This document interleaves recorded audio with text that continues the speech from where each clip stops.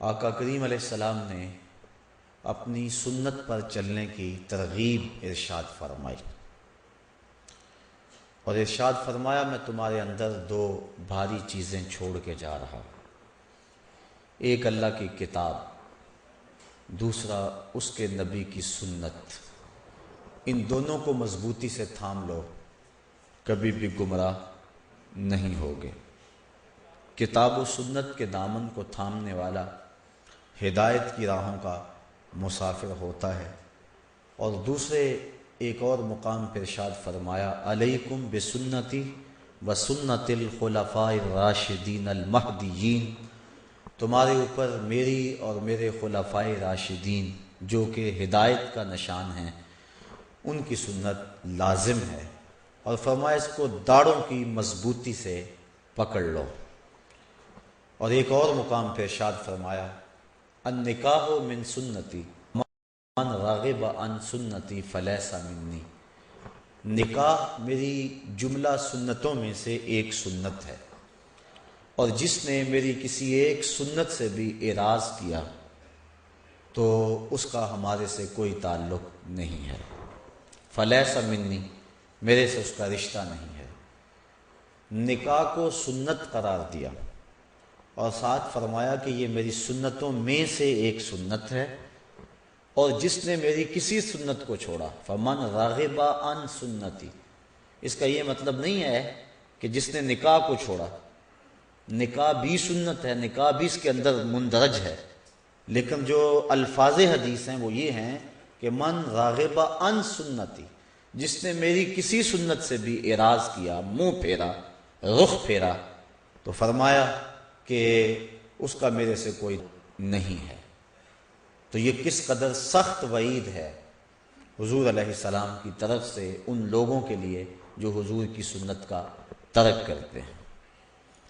بلکہ آقا کریم علیہ السلام نے فرمایا کہ 6 اشخاص ایسے ہیں جن پر اللہ نے بھی لعنت بھیجی ہے، اللہ کے رسول نے بھی لعنت بھیجی ہے، اور ان کے اندر فرمایا وَالتَّارِكُ لِسُنَّتِي، ایک وہ ہے جو میری سنت کا تارک ہے۔ اور جو شخص حضور کی سنت پہ عمل کرتا ہے، ایک روایت حضور علیہ السلام نے ارشاد فرمایا من حافظ علی سنتی اکرمہ اللہ تعالی باربع خصال، جس نے میری سنت کی حفاظت کی، میری سنت پر عمل کیا، میری سنت کی راہوں پہ چلا، اللہ تعالیٰ جل شانہ اس کو 4 چیزیں عطا فرماتا ہے۔ پہلی چیز المحبت فی قلوب البررہ، جو نیک لوگ ہیں عامل سنت کی محبت نیک لوگوں کے دل میں اللہ ڈال دیتا ہے۔ یہ آپ کے شہر سیالکوٹ کی بات ہے کہ ملا عبد الحکیم میر سیالکوٹی علیہ رحمہ جب مطالعہ کے لیے بیٹھتے تھے تو وقت کا حاکم، اس نے ایک ملازم آپ کی لائبریری میں مقرر کیا ہوا تھا جو مٹی کے برتن کے اندر بادام روغن ڈال کر آپ کے پاؤں کے نیچے رکھتا تھا تاکہ آپ کے دماغ کو اس سے تراوت پہنچتی رہے، اور جب آپ مطالعہ کی میز پہ بیٹھتے تھے تو آپ کے پاؤں اس بادام روغن میں ڈوبے رہتے تھے۔ 8-10 دن کے بعد وہ بادام روغن بدلا جاتا اور اس کی جگہ نیا ڈالا جاتا، تو جو بدلا جاتا اس کو پھینکا نہ جاتا، بادشاہ کا حکم تھا کہ اس کو میرے دربار میں بھیجا جائے۔ بادشاہ جب اپنے بچوں کے ساتھ کھانا کھانے بیٹھتا تو چھوٹی چھوٹی رکابیوں کے اندر وہ بادام روغن بھی ہوتا، اور اپنے بچوں کو کہتا اسے کھاؤ اسے کھاؤ، اس نے ایک عالم دین کے قدموں کو بوسے دیے ہوئے۔ تو کبھی یہ قدر تھی اہل علم کی، لیکن آج نہ تو وہ علماء رہے اور نہ ان کے وہ قدردان رہے۔ اقبال کہتا ہے آن کدا بشکست آن ساکی نمان، ذوق و شوق و آگہی باقی نمان، آج وہ پیالہ ہی ٹوٹ گیا اور وہ ساکی بھی نہ رہا، اور اگر کہیں کوئی ہو بھی تو وہ کہتا ہے رو رہی ہے آج ایک ٹوٹی ہوئی مینا اسے، کل تلک گردش میں جس ساکی کے پیمانے رہے، خیر تو ساکی سہی لیکن پلائے گا کسے، اب نہ میکش رہے باقی نہ میں خانے رہے، رو رہے ہیں آج وہ دشت جنوں پرور جہاں رقص میں لیلا رہی، لیلا کے دیوانے رہے۔ لیکن اس گئے گزرے دور میں بھی جبکہ اہل حق کی قدر میں زبردستی کمی واقع ہوئی ہے، یہ بات آج بھی موجود ہے کہ جو عامل ہو، شریعت اسلامیہ کے ساتھ مخلص ہو، تو اس دور کے اندر بھی اسے عزت کی نظروں سے دیکھا جاتا ہے، اور یہ عمل بالسنہ کا نتیجہ ہے۔ اکرمہ اللہ تعالی باربع خصال المحبت فی قلوب البررہ، پہلی بات یہ ہے اس کے لیے نیک لوگوں کے دل میں محبت کے جذبات پیدا ہو جاتے ہیں۔ دوسری بات والہیبۃ فی قلوب الفجرہ، اور جو برے لوگ ہیں ان کے دلوں میں اس شخص کا رعب پیدا ہو جاتا ہے۔ اس نے کوئی اسلحہ تو نہیں اٹھایا ہوا، لیکن عمل بالسنہ کی برکت سے اس کو یہ دولت نصیب ہوتی ہے کہ برے لوگ اس سے خائف ہو جاتے ہیں، نیک لوگ اس سے محبت کرتے ہیں، برے لوگ اس سے خائف ہو جاتے ہیں۔ اور تیسرا وسعت فی الرزق، اللہ اسے رزق کے اندر برکتیں عطا فرما دیتے ہیں۔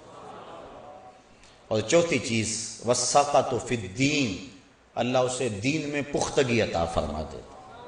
دین میں پختگی مل جانا یہ بہت بڑی دولت ہے، ورنہ انسان آزمائش کے موقع پہ دین چھوڑ بیٹھتا ہے۔ آج کل جو دور ہے، آج تو لوگ چائے کی پیالی پہ دین بیچ دیتے ہیں، لیکن جو عامل سنت ہوگا اس کو جو 4 خصلتیں اور خوبیاں اللہ عطا فرماتا ہے، ان میں سے ایک خوبی یہ ہے کہ اس شخص کو دین کے اندر ثقاہت اور مضبوطی نصیب ہو جاتی ہے۔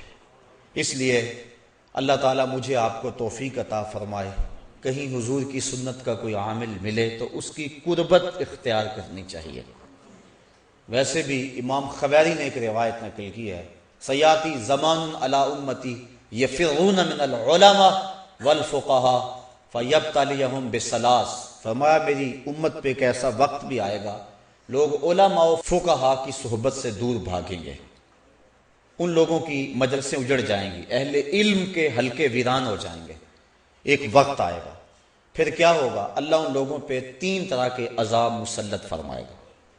یرفع البرکۃ من کسبہم، پہلا عذاب یہ ہے ان کے رزق سے برکت اٹھا لی جائے گی، یعنی رزق کی کمی نہیں ہوگی لیکن برکت نہیں ہوگی۔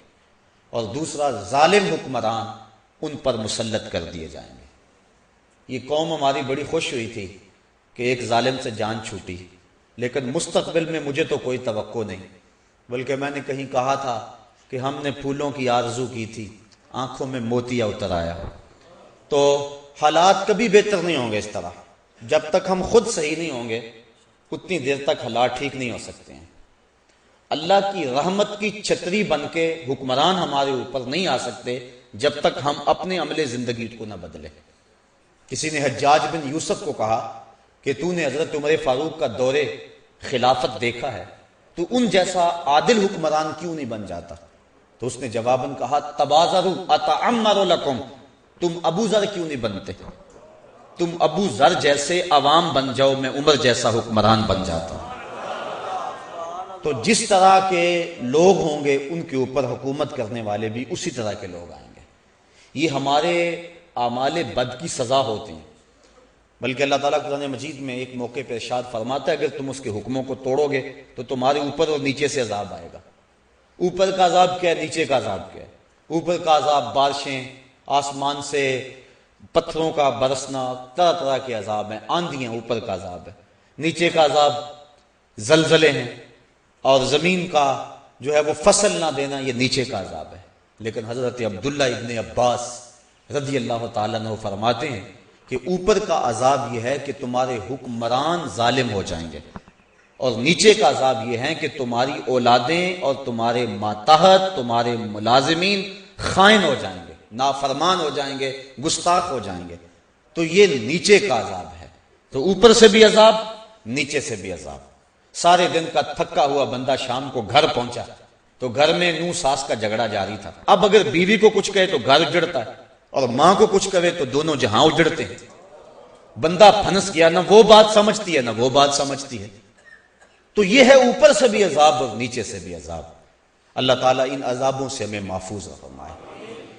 تو کہا دوسرا عذاب کے ظالم حکمران ان پہ مسلط کر دیے جاتے ہیں، اور تیسرا عذاب وَيَخْرُجُونَ مِنَ الدُّنْيَا بِغَيْرِ الْإِيمَانِ، ان کا دنیا سے بغیر ایمان کے اٹھ جانے کا اندیشہ غالب ہو جائے گا۔ اور قرب قیامت کی نشانیوں میں سے حضور نے یہ ایک نشانی بیان فرمائی، یصبح مومنا ویمسی کافرا، بندہ صبح مومن ہوگا شام کو کافر ہوگا، شام کو مومن ہوگا اور صبح کو کافر ہوگا۔ اور ایمان محفوظ رکھنا اتنا مشکل ہو جائے گا جس طرح ہتھیلی کے اوپر آگ کا انگیارہ رکھنا مشکل ہو جاتا ہے۔ بندہ کہے گا جی کیا کروں، میں مجبور ہو گیا ہوں، اس کے بغیر چارہ کار ہی نہیں ہے، دین پہ عمل بڑا اوکھا ہو گیا جی، چلا ہی نہیں جا سکتا، جھوٹ کے بغیر کاروبار ہی نہیں چلتا۔ وہ طرح طرح کے بہانے بنائے گا اور حالات ایسے ہو جائیں گے، یہ اس کی بدعمالیوں کی سزا ہے جو اس کو ملے گی، اور اس کے لیے دنیا کے حالات اور معاشرتی نظم ایسا بن جائے گا کہ وہ بچنا چاہے گا بھی تو بچ نہیں سکے گا۔